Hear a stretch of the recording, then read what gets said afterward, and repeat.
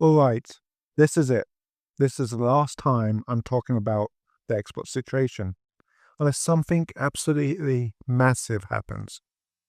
I'm a skeptic, sure, but I'm also someone who loves games.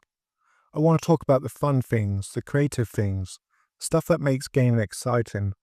But this Xbox situation has completely taken over the news cycle, and I feel like I owe you a full breakdown before we move on.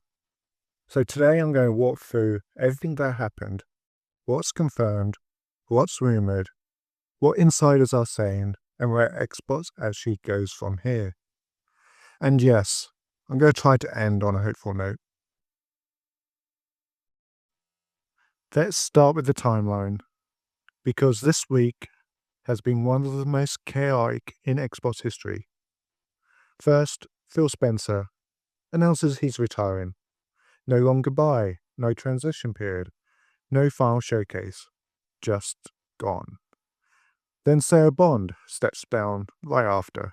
Again, no transition, no farewell, no thank you for your leadership. Microsoft then announces a brand new CEO for Xbox. Someone from the outside, someone with no gaming industry background, who has a background in AI and operations. At the same time, insiders start reporting that Xbox is preparing for layoffs, potentially some of the biggest the division has ever seen. And then the rumours start.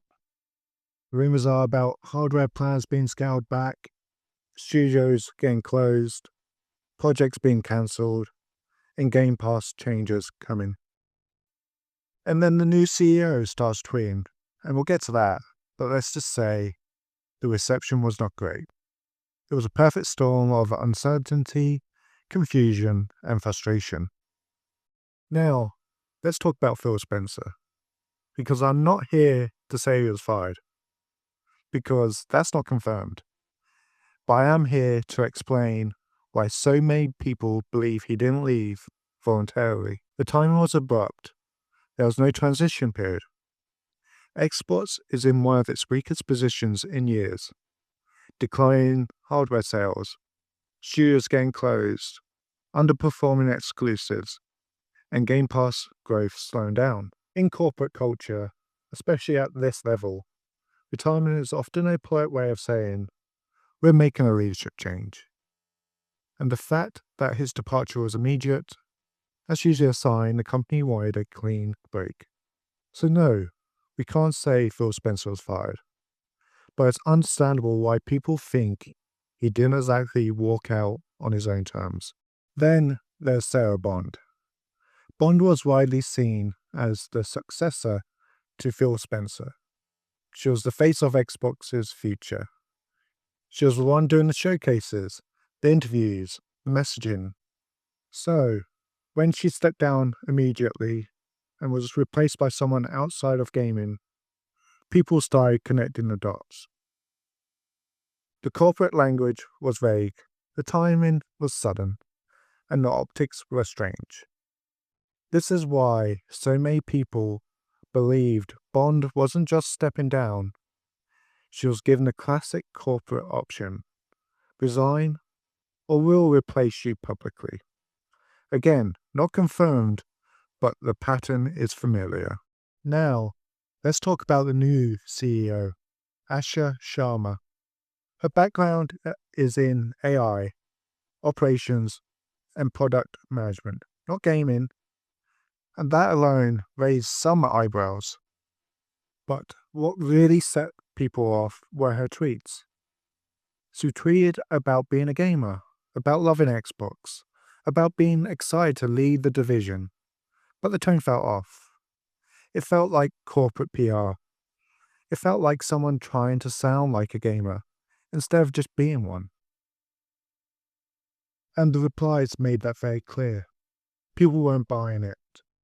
Some even joked that an intern was tweeting for her and playing the games. And normally, that wouldn't matter. CEOs don't need to be gamers.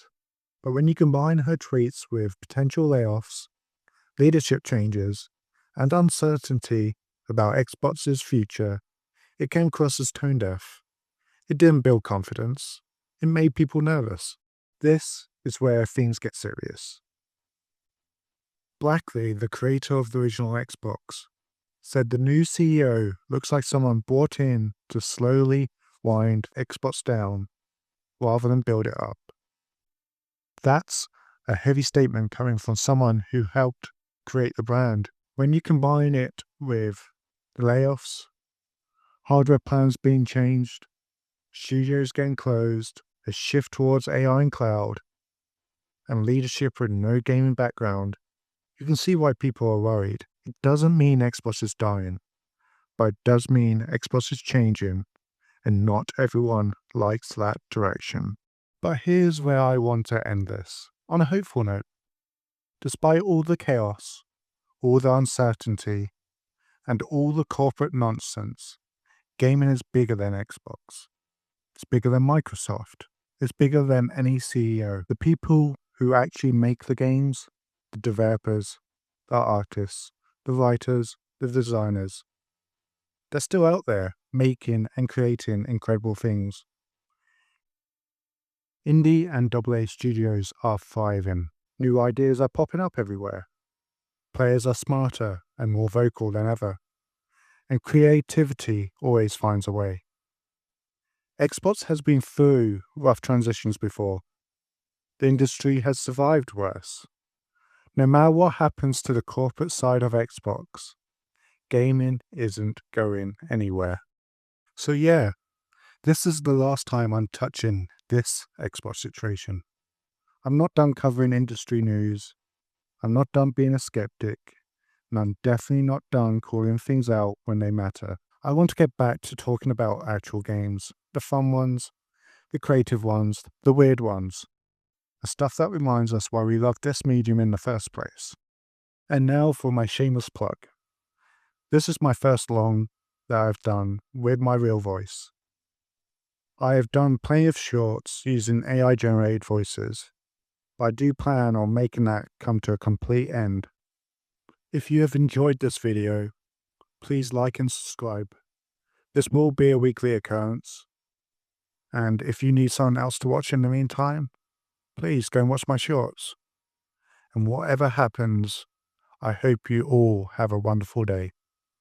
Goodbye and thank you.